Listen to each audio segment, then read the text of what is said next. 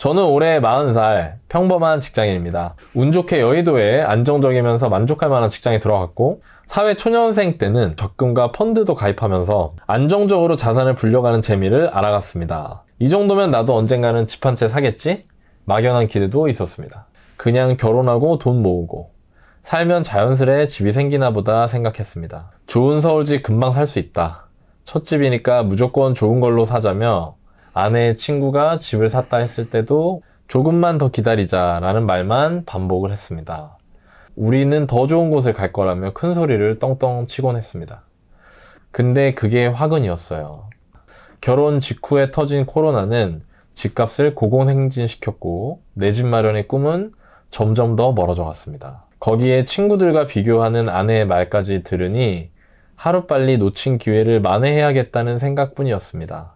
조급한 마음에 코인과 주식을 도박처럼 했고 사랑하는 아내와도 별거를 하게 되었습니다. 돌이켜보면 제가 잃은 돈은 2억이지만 잃어버린 시간과 아내와의 관계를 생각하면 지난 6년이 삭제되었더라고요. 계속되는 실패 트라우마로 작년부터 상담 치료도 받고 코인에서 완전히 손을 뗀 건 1년 정도 되었습니다. 현재는 노력하면 뭐든 된다 생각하며 남은 인생을 위해서라도 중심을 잡고 사랑하는 제 아내와도 미래를 다시 설계하고 싶습니다. 네, 일단 가계 상황을 한번 보면요. 지금 부동산에 2억 4천, 적금 현금으로 2,650 정도 해서 2억 6,650만 원 정도가 자산이 있으시고 부채가 2억 4,500만 원. 지금 이제 전세로 들어가 계신 거죠. 그래서 전세자금 대출 1억에 부동산에 2억 4천 이렇게 되어 있으신 거 보니까 전세를 3억 4천 정도이신 것 같아요. 그리고 신용대출 1억 4,500이 있으시고 그래서 자산에서 부채를 뺀 거는 2천만 원 정도이신 거고요. 소득은 되게 높으세요. 거의 1억이시네요, 연봉이. 1억이에요, 연봉이. 배우자분이 4천만 원 정도 해서 근데 지금 배우자분하고 이제 같이 안 계시니까 본인 소득만 쓰셨고요. 월급으로는 한 800만 원 정도 되는 것 같습니다. 그리고 이제 지출은 되게 아끼시는구나. 마음 먹으신 것 같아요. 마음 먹으셨네.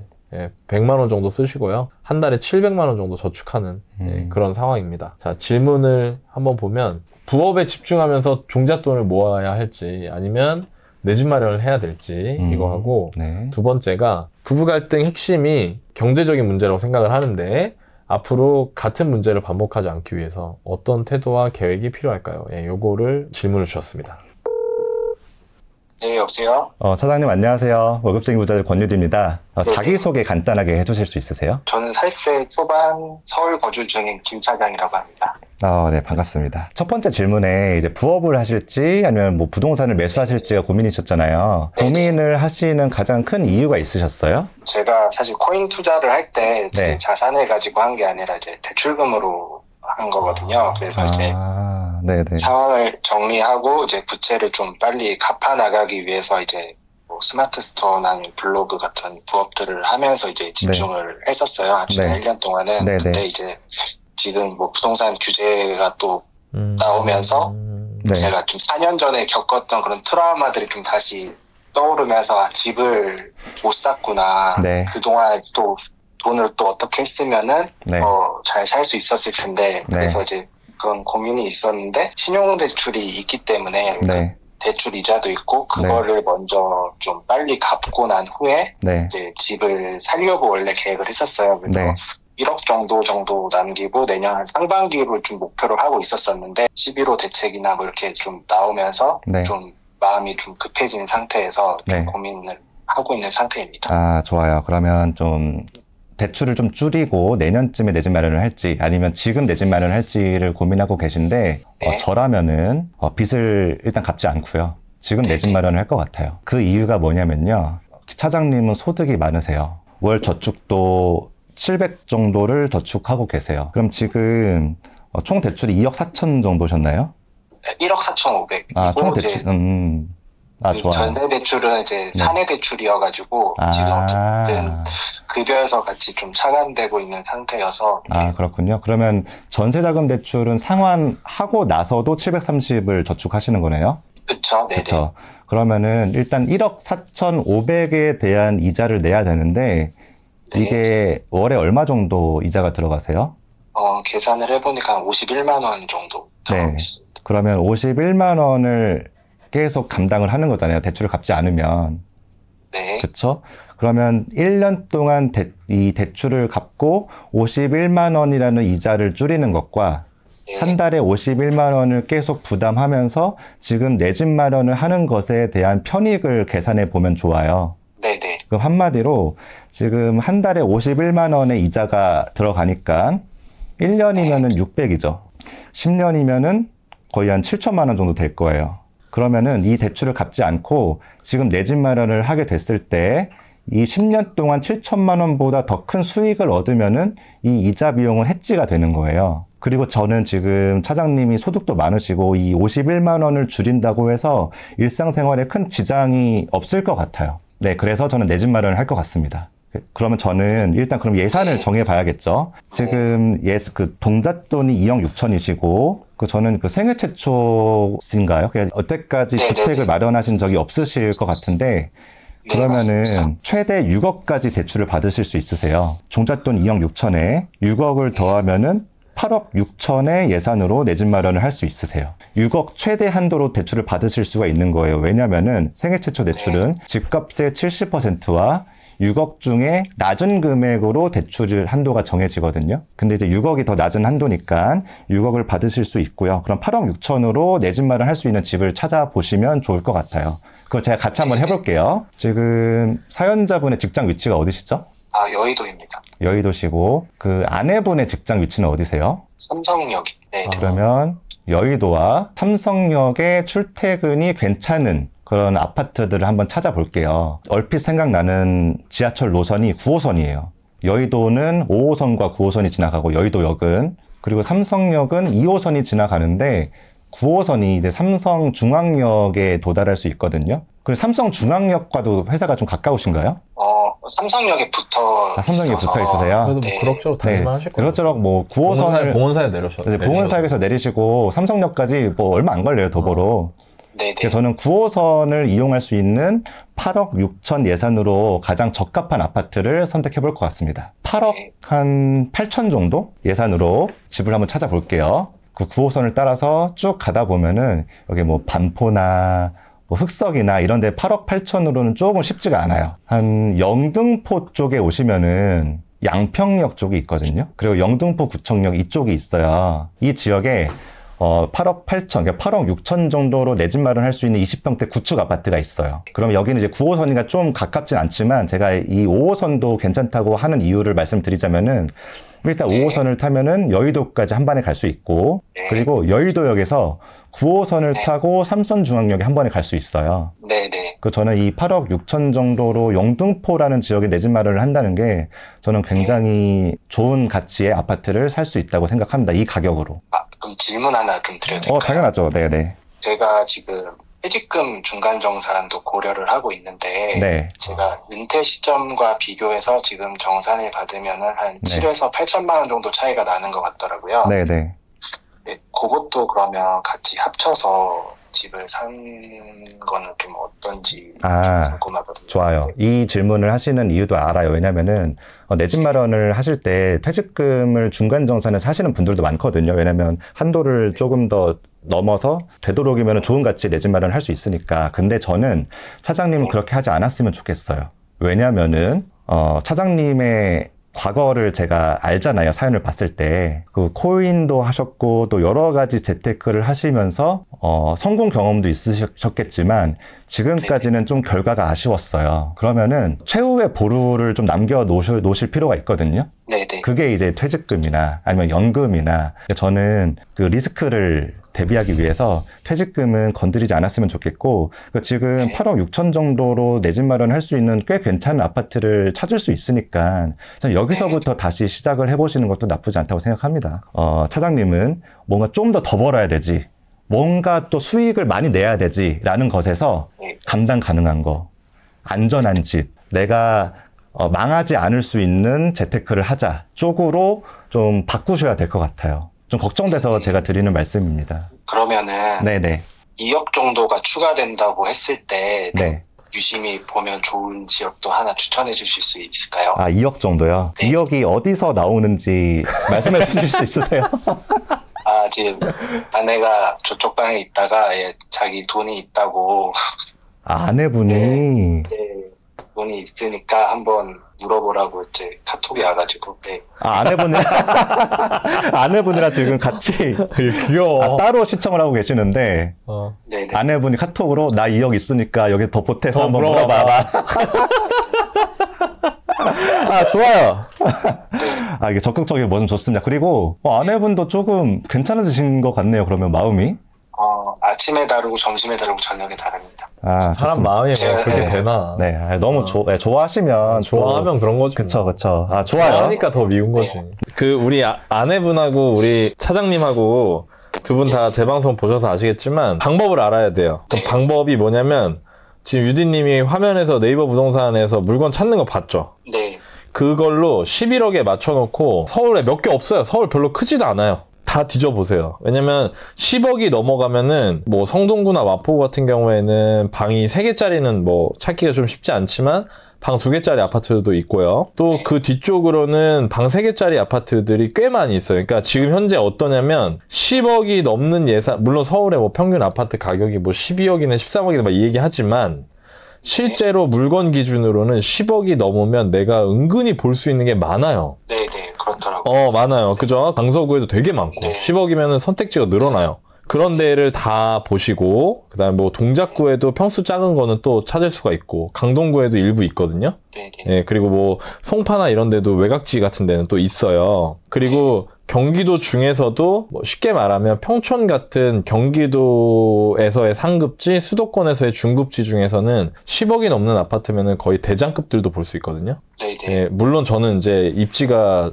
연식이 좀 안 되더라도 입지가 좋은 게 좋지만, 그래서 그 정도로 많이 넓혀서 보시면 좋을 것 같고요. 신도림 같은 경우도 있는데, 신도림은 행정구역은 구로지만 사실상 생활권은 구로가 아니고 영등포 생활권이에요. 네. 안양천 동쪽에 있기 때문에 그게 교통이 너무 좋고, 그 다음에 아까 유디님 얘기한 당산이나 양평이나 이런 쪽에도 있고, 강서구에도 뭐 염창이나 이런 데에서는 뭐 중형평형까지도 다 볼 수 있으니까, 서대문, 동대문 이런 데 10억이면은 중형평형 다 볼 수 있고요.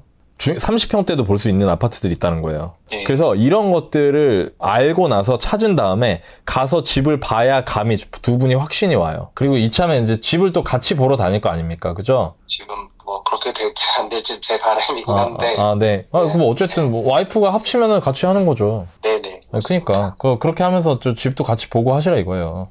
무슨 말인지 알잖아. 아시죠? 네, 제가 그냥 좀 친한 척 해봤습니다. 네, 이제 부동산에 대한 이야기는 좀 마무리됐고요. 부부 갈등 상담을 제가 할 줄 몰랐네요. 네, 부부 갈등의 핵심이 경제적인 문제라고 생각을 하셨는데, 좀 구체적으로 이제 어떤 문제가 있으신 거예요? 사연 소개 때 잠깐 나왔었는데, 이제 네. 제가 이제 뭐 집을 살 수 있다 이런 얘기를 했었는데, 네. 이제 가격대가 오르고, 그 당시 이제 종잣돈으로 이제 기억을 해보면 이제 LTV가 40%로 묶이고, 같이 막 오르면서 이제 가지고 있는 돈에 비해 이제 집값들이 막 괜찮은 데는 막 15억에 다 맞춰지고 이런 시기가 있었어요. 그래서 제가 네, 그때 뭐 돈이 6억, 7억이 있었는데도 네. 집을 못 샀던 이유 중에 하나가 뭐냐면, 네. 와이프가 이제 처음에 집을 사자고 했을 때 네. 못 샀던 그런 기업 때문에 네. 계속적으로 이제 이야기가 제자리로 돌아가고 막 이런 식으로 반복이 됐었거든요. 와이프분이 사실, 집을 네. 사자고 했는데 차장님이 사면 안 된다. 나 좀 기다려보자라고 하신 거죠. 저 그냥 제 기준에서는 제 네. 은행 대출도 막히고 네. 이제 원하는 집을 살 수 없게 됐으니까 좀 기다려보자고 이제 얘기를 했었는데, 원하는 집이 어디셨어요? 그때 당시에는 한 네. 뭐 9억대, 막 8억대 이제 막 신축 단지들이 많았었잖아요. 강동구에도 많이 네. 있고 했었는데, 이제 네. 갑자기 대출이 40%로 묶여버리니까 뭐 네. 3억이 있어도 집을 사지 못하고, 네. 다른 데 차용할 데도 없고 뭐 이렇게 됐었는데, 네. 계속 이제 집을 보러 가게 되고, 시간이 지날수록 처음 봤던 집들보다 같은 가격 혹은 그렇지. 비싸짐에도 불구하고 안 좋은 집들만 계속 보게 되는 거잖아요. 그래서 아내의 마음이 굉장히 더 힘들었던 것 같아요. 그래서 이제 또 저도 사람인지라 또 그런 얘기를 계속 듣다 보면은 네. 또 결정을 하지 않게 되고 막 이런 식으로 이제 좋아요. 일들이 계속 반복이 됐었거든요. 네네, 이해했어요. 근데 여기서 이제 차장님이 그 갈등의 핵심이 경제적인 문제라고 했는데, 진짜 경제적인 문제가 갈등의 본질이 맞을까요? 저도 헷갈리긴 했어요, 사실. 네. 왜냐하면 와이프는 항상 얘기했던 게 이제 네. 안정감, 자가가 주는 안정감이라고 얘기를 하면서 네. 나중에 이야기하다 보면 또 돈 얘기로 가지고. 제가 이제 이야기를 들어봤을 때 아내분은 차장님과 결혼을 했는데 원하는 걸 하나도 못 하신 것 같아요. 그렇게 네. 얘기하더라고요. 그러니까 이게 집을 못 사고 뭐 돈을 벌고 이게 중요한 게 아니라 네. 왜 내 남편은 나를 대우를 안 해주지? 왜 내 의사는 다 아니라 그러지? 나랑 결혼한 이유가 뭘까가 본질인 것 같거든요. 이게 경제적인 문제가 본질이 아니라 그냥 아내분이 그 남편분한테 존재의 가치를 인정받지 못하는 기간이 지속됐다는 생각이 들어요. 네. 근데 이거는 지금 뭐 내 집 마련을 하고 가격이 오르고 그래도 이런 대화가 반복됐으면은, 그러니까 뭐 이게 내 집 마련을 떠나서 뭐 심지어 그냥 저녁 메뉴를 고르거나 뭐 딴 어떤 의사결정을 하더라도 아내분 입장에서 존중받지 못한다는 생각이 들면은 이게 같이 살기가 되게 어려워지는 것 같아요. 네. 저는 이걸 좀 말씀드리고 싶었어요. 네, 그냥 장점만 보세요. 그냥 있는 그대로를 사랑해 주셨으면 좋겠어요. 그리고 아내분이 원하는 것을 해주세요. 물론 그게 뭐 경제적으로 내가 어려워지거나 그런 거는 아니지만 우리가 할 수 있는 거는 원하는 것을 해주거나 아니면 같이 소통을 통해서 의사결정을 하는 게 저는 가장 중요하다고 생각합니다. 그러니까 저도 네. 그 차장님과 같은 생각을 할 때가 있었어요. 저도 이제 네. 한 6년 전에 투자 공부를 처음 시작했을 때 네. 저는 거의 주 7일을 나가 있었거든요. 그러니까 집에 들어온 적이 거의 없는 거예요. 왜냐면 그 현장 인장을 하고 또 아파트도 보고 현장 답사도 하고 그래야 되니까. 그래서 매일 집에 들어오면은 뭐 새벽 1시, 2시. 근데 와이프는 기다리고 있고 저는 또 지치니까 얼굴만 보고 잠들고 이런 게 지속되다 보니까 제 아내가 우리 좀 시간 좀 보내면 안 돼?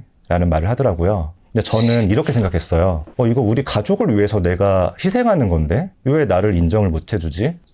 이게 이 활동이 뭐 10년, 뭐 15년 지나면은 내 와이프도 좀 풍요로워지고 원하는 것들 조금이라도 우리 아이한테 해줄 수도 있고 이렇게 되기 위해서 내가 지금 하고 있는 건데 왜 나한테 자꾸 좀 그만 나가라. 우리 같이 시간 좀 보내자. 같이 저녁 좀 먹자. 왜 그러지? 라고 생각을 했거든요. 근데 그거는 그냥 제 생각이었어요. 제 아내는 그냥 같이 저녁 먹고 같이 좀 놀러도 가고 같이 피크닉도 가고 그걸 원하는 건데 왜 저는 이제 권유디는 왜 아내의 말을 무시하고 왜 내가 가족을 위해서 이렇게 희생한다고 생각했지? 라는 생각을 하게 됐었어요. 그래서 제가 이 생각을 하자마자 한 주에 한 번 이상은 아내랑 온종일 시간을 보내기 시작했어요. 그러자 좀 관계가 나아지더라고요. 근데 제가 또 투자를 좀 열심히 공부하다 보고 또 자산도 쌓다 보니까 어느 정도 좀 돈이 불어났거든요. 네네. 근데 제 와이프는 거기에 관심이 없어요. 근데 제가 그냥 원하는 밥도 먹고 원하는 차를 살 정도가 됐는데 제 와이프는 여전히 나랑 같이 시간 보내자.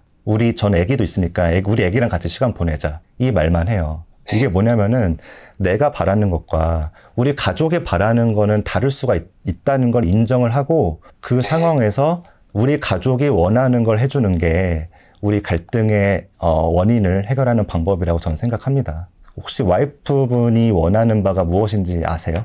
지금 카톡이 왔는데 네. 아는데 너만 몰라 이렇게 왔네요. 보세요. 지금 제가 와이프분이 무엇을 원하는지를 물어봤는데 모른다고 하셨잖아요. 지금 경제적인 문제를 해결하면 갈등이 해결된다는 것도 결국 차장님의 생각인 거예요. 네. 저는 아내분과 한번 진지하게 얘기를 해보셨으면 좋겠어요. 그리고 그걸 해주세요. 그리고 그럴 때마다 우리 마음도 어려워지거든요. 왜 와이프는 이걸 원하지? 라고 생각이 들 수 있어요.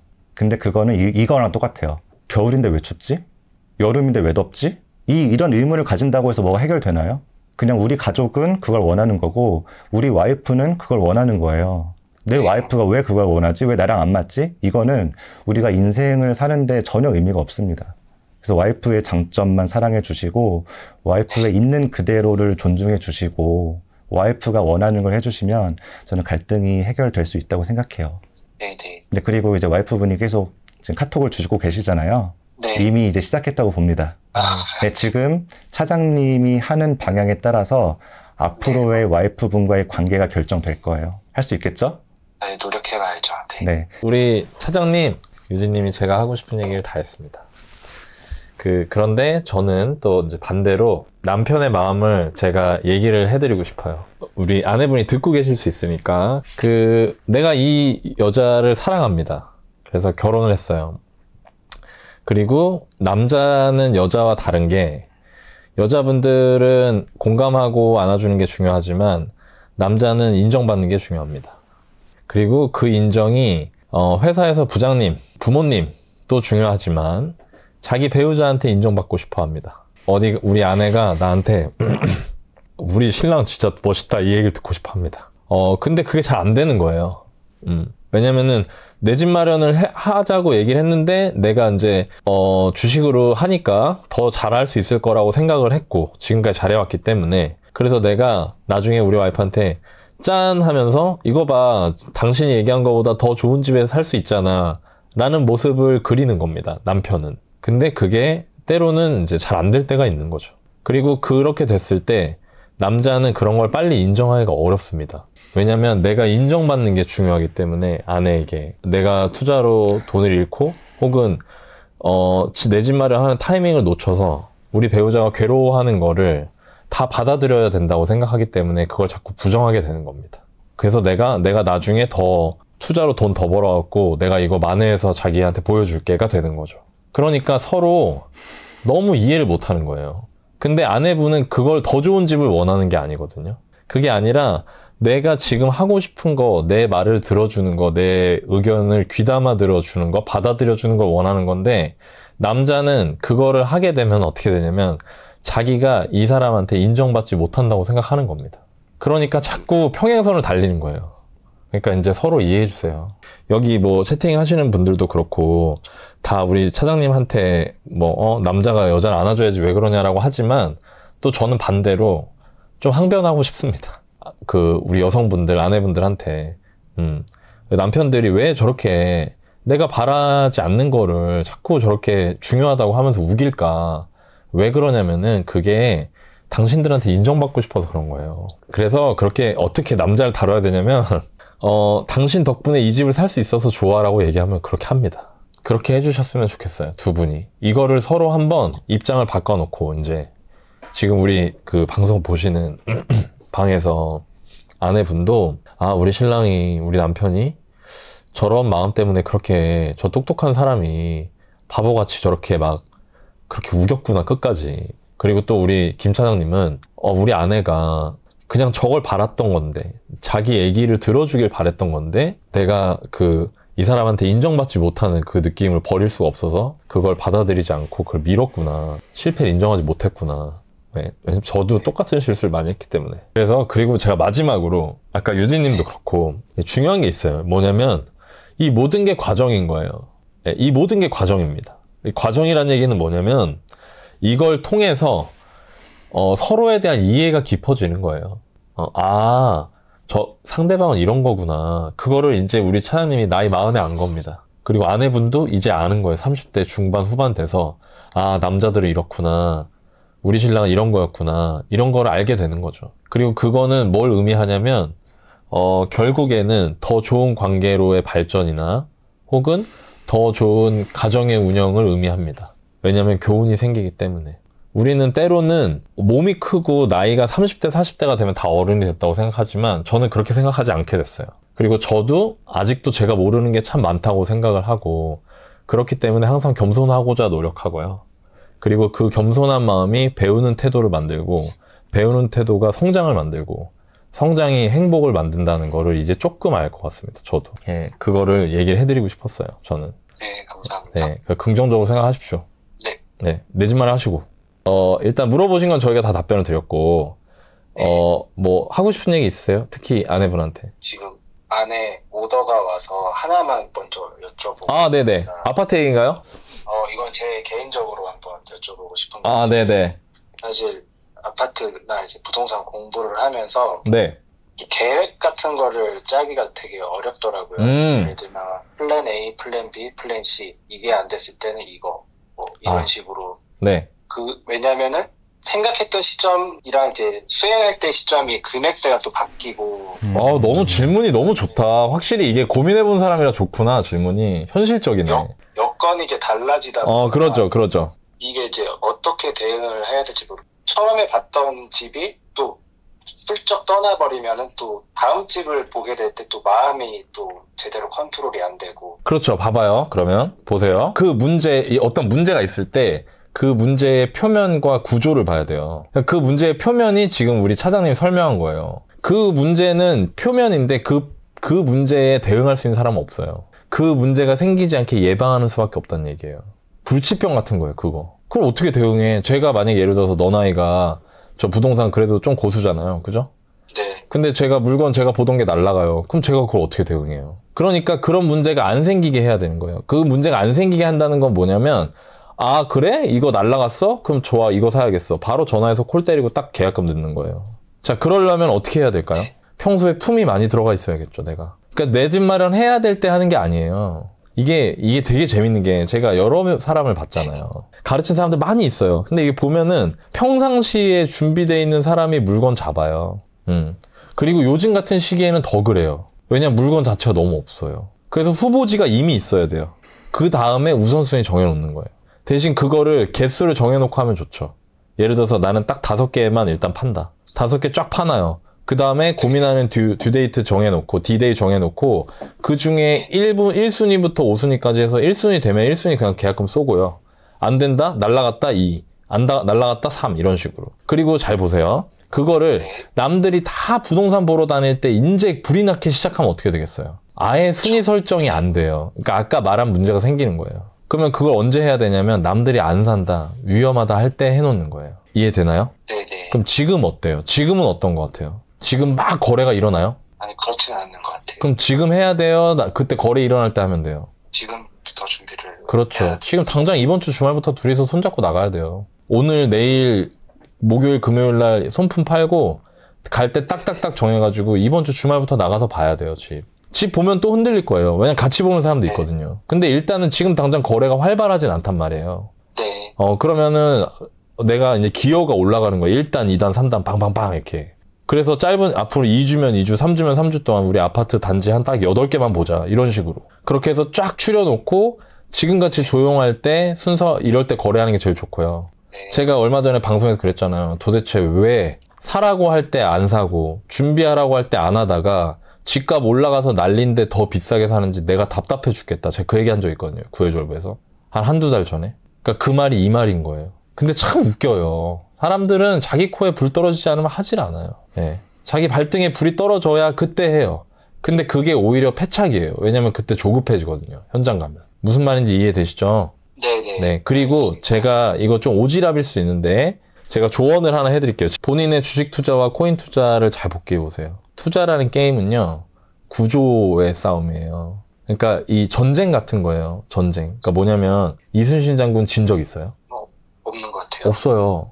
네. 네. 한 번도. 이순신 장군은 왜 안 졌냐면요. 사람들이 이순신 장군이 진법을 잘 써서 전술을 잘 운영해서 그렇게 얘기하는데요. 이순신 장군이 왜 안 졌냐면은 이순신 장군은 질 것 같으면 안 싸웠어요. 조금이라도 질 것 같으면 싸운 적이 없어요. 명량에서 한번 빼고. 그건 어쩔 수 없었고. 그러니까 안 진 거예요. 근데 봐봐요. 본인 코인 투자할 때 대출 내서 했죠. 네네. 그거는 구조적으로 내가 밀리는 게임을 하는 거예요. 시작부터. 구조적으로. 레버리지 썼어요, 혹시? 코인 할 때? 네, 마지막에는. 그죠? 썼습니다. 그러면은 네. 조금만 빠지면 어떻게 돼요? 청산 먹을 것 같으니까 손절치죠. 네, 그죠? 계속 하게 됩니다. 계속 그렇게 되죠? 그게 구조적으로 내가 밀리는 게임을 하는 거예요, 이미. 근데 예를 들어서 코인 같은 거 100% 현물로 샀다고 쳐요, 여윳돈으로. 그러면은 20% 빠지면은 마음은 아프겠지만 내가 그 코인이나 이런 거에 대한 장기 가치를 믿고 있으면은 버틸 수 있어요, 없어요? 있죠. 있죠. 근데 내가 레버리지 쓰니까 5%만 빠져도 10%만 빠져도 좀만 더 빠지면 청산이 나버리니까 거기서 남은 돈이라도 건지려고 손절 치는 거예요. 그러니까 구조적으로 내가 밀리는 게임을 하는 거예요. 내 집 마련도 똑같아요. 내 집 마련도 구조적으로 밀리는 게임이 뭐냐면 평상시에 무관심하다가 남들 산다고 할 때 막 몰려가서 살려고 하는 거 있죠. 그게 벌써 구조적으로 내가 매도자한테 지고 들어가는 게임이 되는 거예요. 이거를 만약에 이번 내 집 마련할 때 본인이 완전히 받아들이고 이해한 상태에서 실행으로 옮겨서 결과를 내면 본인의 코인 투자가 아프기만 한 경험은 아니에요. 그건 교훈이자 밑거름이 될 수 있어요. 같은 실수를 반복하지 않는 거니까. 열심히 하십시오. 얼마나 좋습니까? 지금 기회가 온 거예요.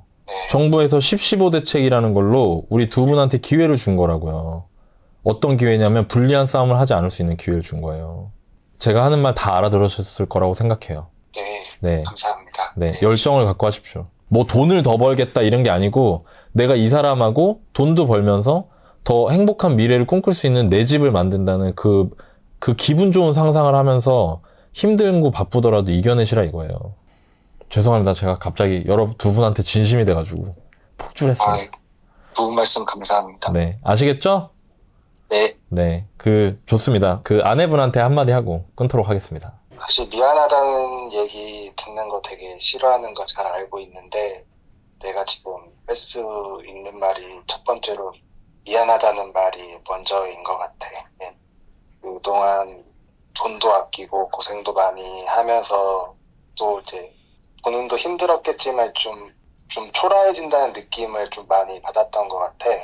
네, 그것도 내가 계속 지켜보면서 좀 마음이 너무 아팠고, 앞으로는 좋은 날들이 펼쳐질 이제 시작점이라고 생각을 하니까 과거에 있었던 일은 나중에 좀 웃으면서 추억으로 돌아볼 수 있는 날이 꼭 올 거라고 믿으니까 한번 다시 노력해서 잘 해봤으면 좋겠어. 고마워. 아, 네.